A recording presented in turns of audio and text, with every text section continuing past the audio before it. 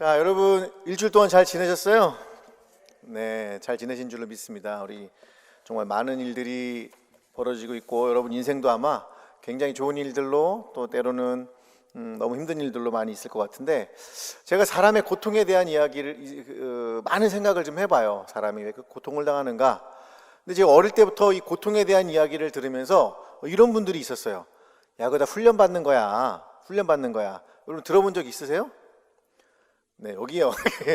여기 연세가 드신 분들 약간 피멍이 들어서 막 하시는 말씀 같아요. 예. 저는 어릴 때부터 그런 얘기도 들어봤어요. 상진아, 너 훈련시키시는 거야.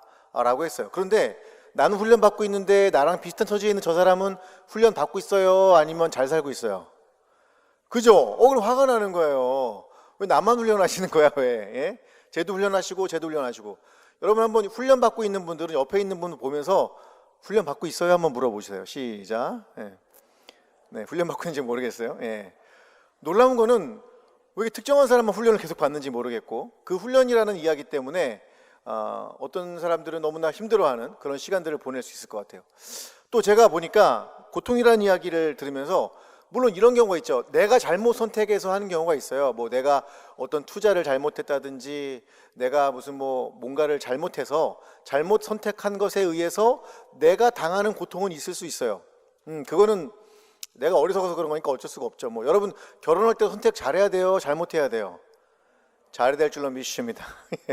잘해야 되고, 지금도 이렇게 결혼들도 많이 하고 있고 또 새롭게 이렇게 사귀시는 분들도 있는데, 여러분 그 선택은 누구의 잘못이다? 예, 얘기는 하지 않겠습니다. 선택을 잘 하셔야 되는데, 문제는 뭐냐면 나랑은 상관없이, 내가 선택한 거는 상관없이 내가 고통을 받을 때가 있어요. 예를 들면 나는 운전을 잘하고 있어요. 올바른 길을 가고 있고 정속을 지키고 있고 모든 규칙과 룰을 지키고 있는데 어떤 경우가 생기죠? 다른 차가 내 차선에 끼어들어서 내 차를 받는 경우가 생겨요. 그럼 이거는 이 운전자가 잘한 거예요? 잘못한 거예요? 그 사람은 죄가 없죠. 그 사람은 문제가 없죠. 그런데 그 사람은 자기가 잘못 없음에도 불구하고, 자기가 잘못하지 않았음에도 불구하고 그 사람은 어떤 사고를 당하고 고통을 당할 수 있더라는 거예요. 문제는 그런 사람들에 대해서 우리가 어떻게 해석을 하냐면, 기도가 부족해서 그래, 아니면 네가 뭐 잘못해서 그래 라고 하는 말을 마치 위로인 것처럼 잘못하는 경우도 생기더라는 겁니다. 오늘 여러분과 제가 읽은 한나라고 하는 여인이 있어요. 우리 교회도 한나도 있고 두나도 있죠, 그죠? 예, 한나가 있어요. 이 한나라는 이름들이 참 많죠. 우리 어머님도 원래 이름은 경숙인데 하나님이 한나라고 지어주셨다고 해서 한나라고 부르고 다니시는데, 그렇다고 이상한 거 아니에요, 여러분. 이상한 거 아니니까 절대 그런 눈으로 보지 마시고요. 예. 이 한나라고 하는 여인은 잘못한 게 없었어요.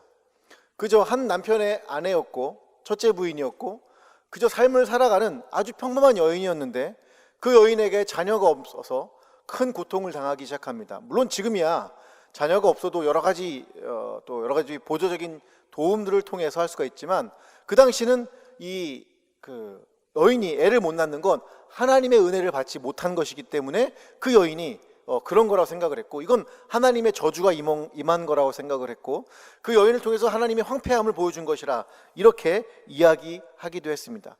여러분, 한나가 아기를 못 낳은 건 누구의 죄입니까? 그녀는 훈련을 못 받았기 때문에 하나님이 훈련시키려고 지금 그 아이를 못 낳게 하시는 건가요? 아니면 한나는 어떤 잘못한 일 때문에 고통을 당하고 있는 것인가요? 오늘 저는 여러분하고 이 한나의 고통에 대한 또 다른 성경의 이해와 성경에서 말하고 있는 이 한나의 고통을 통해서 하나님의 마음이 어떤지, 하나님의 심정은 어떤 것인지를 여러분하고 함께 이야기하려고 합니다.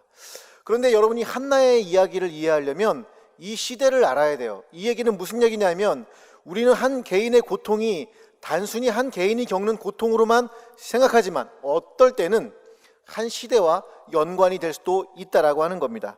먼저 여러분과 함께 사무엘상 3장 1절에서 2절을 한번 읽어보도록 하겠습니다. 자, 한번 읽어볼까요? 시작. 아이 사무엘이 엘리 앞에서 야훼를 섬길 때에는 야훼의 말씀이 희귀하여 이상이 흔히 보이지 않았더라.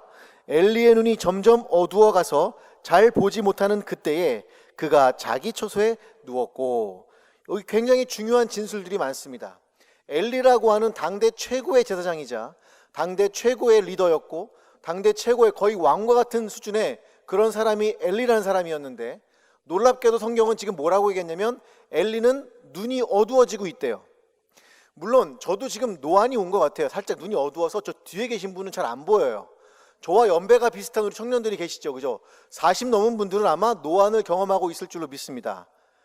아닌 분들도 물론 있겠죠. 그런데 40 넘으면 효경자매 얼굴 안 덮어도 돼요. 괜찮아요. 이 40 넘으신 분들이 어렵죠. 근데 여기는 지금 단순하게 육체의 눈을 얘기를 하는 게 아니에요. 이 시대가 그 제사장이 한 나라의 한 그룹의 최고 리더의 영적인 눈이 어두워지고 있음을 의미하는 겁니다. 어떻게 알 수 있느냐?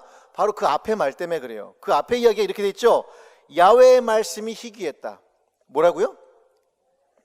하나님의 말씀이 희귀하고 이상이 흔히 보이지 않았대요.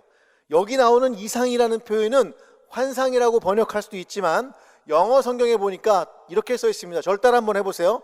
비전. 시작. 팔을 좀 한번 흔들면서 얘기를 해주세요. 여러분 리액션이 없으니까 제가 어떤지 잘 모르겠어요. 한번 따라합니다. 비전. 시작. 비전. 하나님의 비전도 없고, 이 계시라는 말이거든요. 하나님의 말씀도 없는, 하나님의 말씀도 희귀한 그 시대를 사무엘상이 이렇게 이야기하고 있고, 이건 엘리의 눈이 어두워지는 사건과 연관이 있습니다. 그런데 여러분, 과연 이 엘리의 시대에, 사무엘의 시대에 하나님의 말씀이, 아니 제사장들이 하나님에 대한 이야기를 안 했을까요? 그렇지 않았어요. 하나님에 대한 이야기를 많이 했습니다.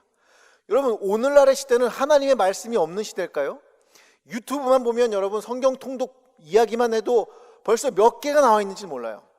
뿐만 아니라 여러분이 TV를 틀거나 모든 걸 보더라도 어느 곳에서나 하나님의 말씀이라고 생각하는 것들을 굉장히 쉽게 접촉할 수가 있어요. 그런데 여러분, 이 시대가 기독교적인 토크, 이렇게 단순하게 기독교적인 잡담들은 많지만 정말로 하나님의 그 이야기를, 하나님의 말씀을 가슴에 부여잡고 살아가는 존재들이 과연 많을까? 우리 이렇게 많이 모여있지만 이렇게 모여있는 여러분들 가운데 이것이 하나님의 말씀이야 라고 그 말씀을 정말 가슴에 부여잡고 내 평생 이 말씀 갖고 살아가야지 라고 하는 그 말씀에 붙들린 사람들이 과연 많을까요? 지금보다 하나님의 말씀이 더 많았던 시대는 없었던 것 같아요. 성경의 이야기들, 수많은 설교들, 수많은 이야기들, 그런데 대부분이 기독교적인 토크 이외에 하나님의 말씀으로 보이지 않는 이 시대, 바로 오늘 우리가 살아가는 시대, 그 시대가 사무엘의 시대였고 한나가 살던 시대였고 한나가 고통을 당하는 그런 시대였던 것 같아요. 그래서 우리는 고통에 대한 기도를 하게 되죠. 하나님이 고통을 어떻게 극복해야 됩니까? 라고 기도를 하게 됩니다. 오늘 여러분과 제가 해야 될 일은 뭐냐면 바로 이 시대 속에서 하나님의 말씀을 분별하고, 여러분이 제가 말하는 거 말고, 노상진 목사는 단순하게 도구일 뿐이에요. 제가 말하는 것이 여러분에게 하나님의 말씀이 될 수도 있지만 안 될 수도 있어요. 그런데 그 중에서 여러분에게 주시는 하나님의 말씀과 그리고 그 비전이 여러분에게 보이기 시작을 한다면 여러분은 그 사무엘의 시대를 극복하고 있는 그런 크리스천이 되실 것입니다. 오늘 여러분과 제가 바로 이런 시대 속에서 이 한나의 이야기를 통해서 어떻게 살아가야 할지를 좀 더 들어가 볼게요. 여러분, 한나의 시대는 전쟁도 없었고 먹고 살만했고 종교도 풍성했던 시대였습니다. 그런데 성경이 이 시대 속에서 하나님 없이, 하나님 말씀 없이 살던 이 시대 속에서, 하나님의 비전도 상관없이 살던 그 시대 속에서, 종교적인 것은 풍성했던 그 시대 속에서 한 여인을 비추기 시작을 합니다. 바로 그 여인의 이름은 여러분 잘 아시는 한나라고 하는 여인이었습니다. 한나의 남편은 엘가나라는 사람이었고, 이 사람은 북쪽 지파였던 에브라임이라고 하는 북쪽에 살던 사람이었습니다. 하지만 지파는 레위 지파였어요. 그래서 사무엘도 역시 레위 지파입니다. 첫째 부인의 이름은 한나였고 둘째 부인의 이름은 분인나라는 여자였습니다. 첫째 부인이었던 한나는 애를 못 낳습니다. 아까도 말씀드렸지만 이 당시에 애를 못 낳는 것은 하나님의 저주를 받은 존재였어요. 그래서 살기가 참 어려웠던 시대였죠. 그 시대 속에서 이런 이야기를 성경은 우리에게 보여주고 있어요. 사무엘상 1장 6절을 한번 보겠습니다. 사무엘상 1장 6절. 사무엘상 1장 6절 한번 읽겠습니다. 시작. 야훼께서 그에게 임신하지 못하게 하심으로 그의 적수인 분인나가 그를 심히 격분하게 하여 괴롭게 하더라. 여러분, 여기 보니까 이 한나가 애를 못 낳는 이유는 뭐예요? 하나님이 그에게 태를 열어주지 않았기 때문이라고 하고 있어요. 그리고 거기에 보니까 적수라는 표현이 나오는데 그 적수라는 표현은 고통이라는 말이에요. 그러니까 한나의 고통은 하나님이 아니라 누구였어요? 분인나였어요.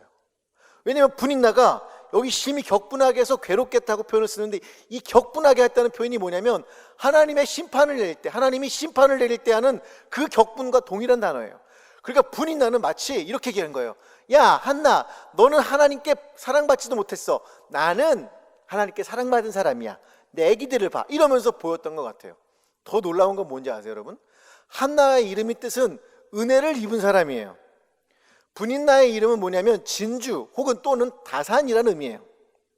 하나님께 은혜를 받은 사람이, 하나님께 은혜를 받은 사람을 많은 소유를 가지고 있는 사람이 공격하고 심판하는 장면이 바로 이 사무엘상 1장 6절의 이야기예요. 여러분과 저는 하나님의 은혜를 받은 사람입니까?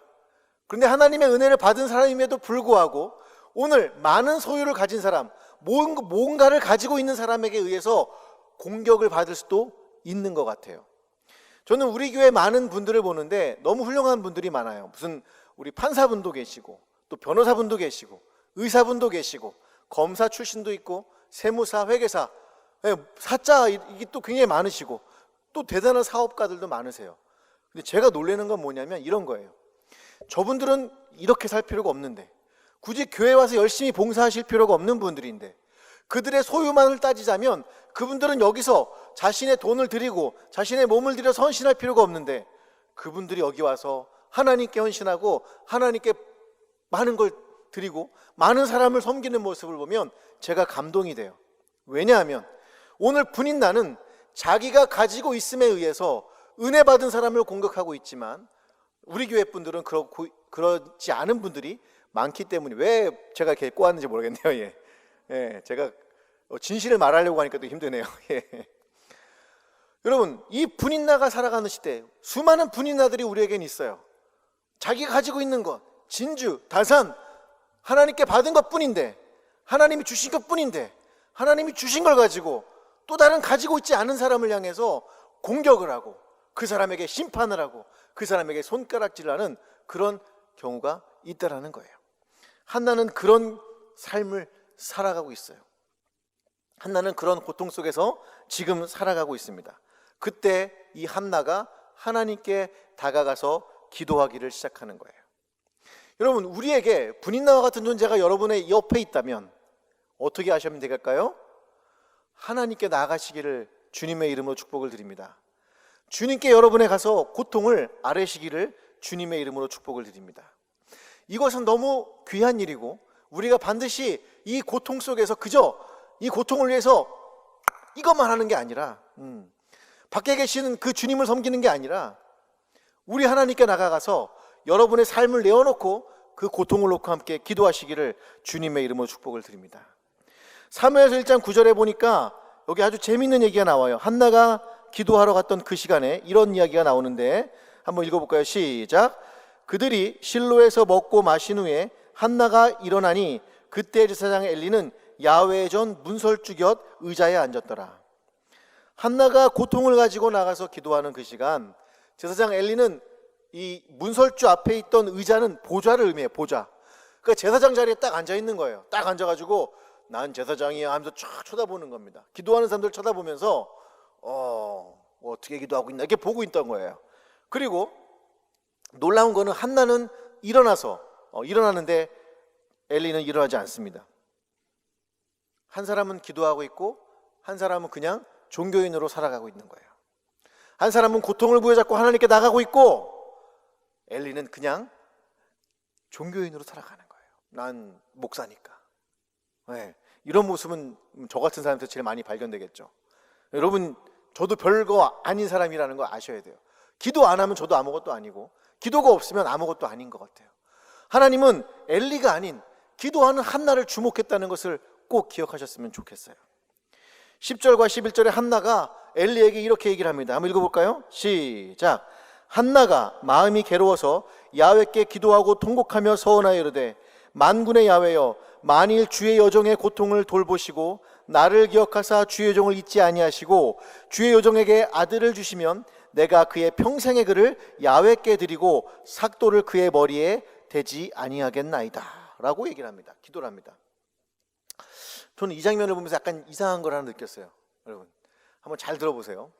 여러분이 집이 필요해요. 제가 지금 동탄에 살고 있어요. 동탄. 저는 경기도 시민인데 거기도 벌써 아파트 값이 10억이 넘었습니다. 이제는 막 어떻게 감당이 안 되는 그런 시대인 것 같아요. 그런데 여러분이 한 10억 정도가 필요해요. 집을 사기 위해서. 그래서 하나님께 기도합니다. 하나님, 이번에 하나님께서 저에게 로또 복권을 통해서 집을 살 수 있도록 축복해 주신다면 여러분 어떻게 하시겠어요? 네, 11조를 내겠습니다. 이렇게 말하실 분도 있겠지만 여러분이 그게 아니라 이렇게 해보세요. 여러분. 하나님, 제가 주님께서 저를 위해서 10억을 주신다면 제가 다시 그 10억을 주님께 드리겠습니다 라고 기도할 수 있겠죠, 여러분? 왜 아멘 안 하는 거예요? 왜? 만약에 로또 복권이 되면 세금을 제하면 한 6억 7억 받나요? 여러분은 4억을 더 얹어서 드려야 돼요. 할렐루야? 아멘이 여기서만 나오고 있어요 지금. 예. 여러분 이상한 기도가 아닙니까? 지금 자기는 아들이 필요해서 기도했는데 하나님 제게 아들을 주신다면, 내게 뭔가 그 아들을 허락하신다면 내가 그 아들을 하나님께 다시 드리겠습니다. 나는 지금 아들이 필요해요 하나님이라고 기도했는데 한나가 지금 뭐라고 소원하고 있냐면 하나님 그 아들을 주님께 드릴게요 라고 기도하고 있는 겁니다. 저는 이 장면이 너무 이상했어요. 아니 하나님께 다 달라고 했으면, 집 달라고 했으면 그 집을 다시 드리면 나 세금은 어떡하지? 라는 쓸데없는 고민을 하기 시작한 거죠. 여러분 이 기도를 여러분이 이해를 하시겠습니까? 저도 이해가 안 되는 거예요. 나한테 지금 이 아들을 주시면 다시 그 아들을 하나님께 드리겠습니다. 내게 100억을 주시면 100억을 다시 주님께 드리겠습니다. 이해가 안 되는 거예요. 은행도 아니고 왜 이럴까? 그런데 제가 이 한나의 기도를 보면서 한 가지 발견을 하게 됐습니다. 그게 뭐였냐면 바로 사무엘상 1장 15절에 나오는 아주 중요한 이야기입니다. 여러분 평생 동안 이 사무엘상 1장 15절의 이 이야기를 기억했으면 좋겠어요. 한번 읽어볼까요? 시작. 한나가 대답하여 이르되 내 주여 그렇지 아니하니이다. 나는 마음이 슬픈 여자라 포도주나 독주를 마신 것이 아니요 야훼 앞에 내 심정을 통한 것뿐이오니. 흔히 여러분과 고통스러울 때는 술을 찾게 되니까 아마 엘리 제사장은 이 여인이 막 울고불고 막 기도하니까 술을 먹었다고 생각했던 것 같아요. 제가 고통스러우니까 술을 먹었겠지 라고, 술 먹지 마 라고 얘기를 했는데 한나가 얘기합니다. 제가 술을 먹은 게 아니라 제가 마음이 너무 슬픈 여자인데 하나님께, 야훼께 내 심정을 통한 것뿐입니다. 이렇게 얘기를 하고 있습니다. 굉장히 중요한 표현입니다. 아까 제가 이 시대는 어떤 시대라고 그랬어요? 하나님의 말씀이 희귀하고 하나님의 비전이 보이지 않는 그 시대라고 말씀을 드렸죠. 그런데 여기 뭐라고 표현되냐면 심정이 통했다 이렇게 표현을 했어요. 뭐가 통했다고요?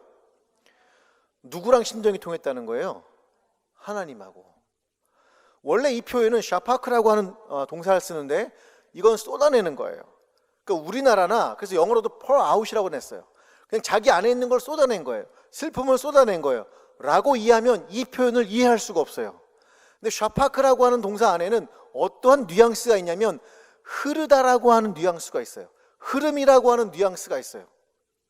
여러분 흐름은 물론 한쪽으로만 흐를 수도 있겠지만 어떤 걸 생각을 할 수가 있어요? 양방향의 뭔가가 커뮤니케이션이 있어라는 거죠.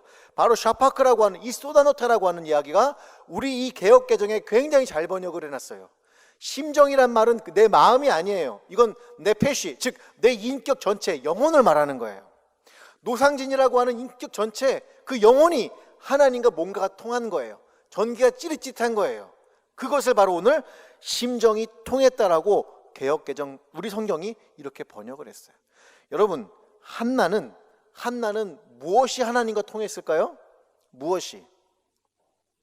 네? 한나가 자기의 기도 제목을 들고 갔다가 하나님의 마음을 이해하기 시작을 합니다. 한나야, 내가 너무 답답하다. 나의 말을 들어주는 사람이 이 백성 가운데 단 한 명도 없구나. 나의 비전과 계시를 듣고 전달해 줄 사람이 이곳에는 아무도 없구나. 우리 교회는 아무도 없구나. 우리 셀에는 아무도 없구나. 우리 팀에는 아무도 없구나. 그리고 각자 자기들 삶만 살고 있구나. 내 이야기를 듣고 전달해 줄 사람 딱 한 명이 필요한데 어떻게 하지 한나야? 라는 하나님의 심정을, 하나님의 그 마음을 한나가 들었던 거예요. 그래서 한나는 얘기합니다. 아, 하나님 마음이 그거였어요? 하나님, 난 나만 고통당한다고 생각을 했는데 하나님도 지금 고통을 겪고 계셨군요. 하나님 마음이 너무 아프셨군요, 주님. 그러면 주님, 나는 지금 가진 게 없어서 주님께 드릴 게 없지만 만약에 이 천한 몸에 이 낮은 여인에게 아들 한 명을 허락하신다면 제가 그 아들을 주님께 드려서 하나님 말씀이 희귀한 이 시대, 하나님의 비전을 받아들이려고 하는 이 시대에 그 아들을 하나님의 도구로 쓸 수 있도록 드리겠습니다, 주님이라고 기도했던 게 바로 한나의 기도였어요.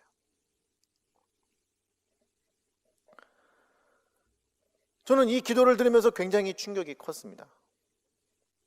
나는 과연 오늘 한나처럼 기도하고 있는가? 하나님과 심정이 통하는 기도를 하고 있는가? 아니면 내가 원하는 것, 내 필요만을 지금 강하게 요구하고 있는가? 아니, 그걸 요구하십시오. 그 고통 가운데서 여러분이 가신다면 하나님이 여러분에게 들려주시는 이 경청의 기도를, 이것이 필요한 시대라고 생각을 합니다. 제가 이번 주에 어떤 커플과 같이 식사를 할 시간이 있었습니다. 너무 은혜로운 시간이었습니다. 맛있는 밥을 다 줬거든요. 맛있게 잘 먹었는데 그 커플이 참 정말 사연이 많아요. 둘 다 제가 간증을 찍자고 말할 정도로 아주 재미있는 커플이었고 너무너무 제가 재미있게 그 두 분의 간증을 들었습니다. 너무 감사했는데 제가 마지막에 이렇게 얘기를 했어요. 형제님, 자매님, 우리 교회 앞으로요 두 분이 결혼하실 줄로 믿습니다 했더니 약간 살짝 결혼하겠지요 이러면서 결혼할 줄로 믿습니다. 근데 저분 맞는지 아닌 것 같아요. 아닌 것 같은데. 근데 그 분에게 제가 이렇게 얘기했어요. 우리 교회에 이 결혼한 커플들이 함께 하나님 말씀을 듣고 그 아픔들을, 그 결혼한 사람들, 또 아기 낳은 사람들, 그런 젊은 부부들만의 젊은 부부들을 위한 그런 모임들이 필요합니다. 그리고 그분들이 교구에 올라가서 또 앞으로 찬양대도 쓰고 또 앞으로 여러 가지 봉사활동도 해야 되고 그분들이 이 교회를 앞으로 그분들이 교회에서 또 여러 가지 일할 수 있도록 교회 학교랑도 얘기를 하고 있어요. 그렇게 필요합니다. 혹시 당신 두 분이 그 일을 해줄 수 있겠습니까? 라고 하는 거룩한 부담감을 그냥 이만큼을 버버렸어요. 여러분, 그 커플이 뭐라고 그랬을까요? 지금 은혜 받고 목사님한테 식사 대접하러 왔다가 뭘 받은 거예요? 선물 받은 거예요? 아니면은 짐을 받은 거예요? 여기 선물이라고 누가 하셨죠? 할렐루야. 예, 알겠습니다. 결혼 이미 하신 분 같은데 아닌가요? 그런데 그 커플이 그러는 거예요. 목사님, 하나님이 저한테도 그 마음 주셨었는데 목사님이 얘기하니까 안 할 수가 없겠네요. 그러는 거예요. 앞으로 저랑 식사를 하시거나 저랑 만날 때는 조심해야 돼요? 안 조심해야 돼요? 할렐루야. 예. 지금 내 눈앞에도 막 커플들이 보이고 있어요. 지금 막 커플들이 보이고 있어요. 이 커플들은 곧 와서 거룩한 부담감이 있을지어다. 할렐루야. 예. 저는 항상 놀란 것 같아요. 저는 희망이 없어요. 하나님, 아무도 보이지 않아요. 아무도 일하려고 하지 않아요. 아무도 하나님의 마음을 알려고 하지 않아요 라고 생각할 때가 있지만 하나님은 오늘도 한 사람 한 사람 차가차고 하셔서 그 사람에게 지금 내가 이게 필요하다, 나는 이런 사람이 필요하다라고 말씀하고 있다는 것을 알게 됐습니다. 사랑하는 우리 귀한 대학 청년부 여러분, 여러분 삶에 하나님이 어떤 존재인지 모르겠어요. 그러나 오늘 이 한나의 기도를 듣고 하나님과 심정이 통하는 기도로서 하나님 앞에 나가기를 주님의 이름으로 축복을 드립니다. 여러분의 고통과 여러분의 어려움을 가지고 때로는 뭔가 실패할 수 있죠. 돈이 안 벌릴 수 있고 사기도 맞을 수 있고 시험을 실패할 수도 있고 때로는 여러 가지 어려움을 겪을 수 있어요. 그런데 그 고통을 하나님께 들고 나갔을 때 여러분의 귀가 열리기 시작을 할 거예요. 그리고 하나님의 고통을 들을 수 있으시게 될 겁니다. 그러면 그때 여러분은 하나님과 심정이 통하는 기도를 통해서 하나님이 이 시대에 필요한 것이 무엇인지, 하나님이 이 시대에 여러분과 나누고 싶은 이야기가 무엇인지 그걸 들어줄 분이 되지 않으시겠습니까? 저는 오늘 사랑하는 우리 수목왕래 대학교 청년 여러분들이 일주일 동안 이 하나님의 마음을 한번 느끼면서 기도하는 그런 일주간이 되시기를 주님의 이름으로 축복을 드립니다.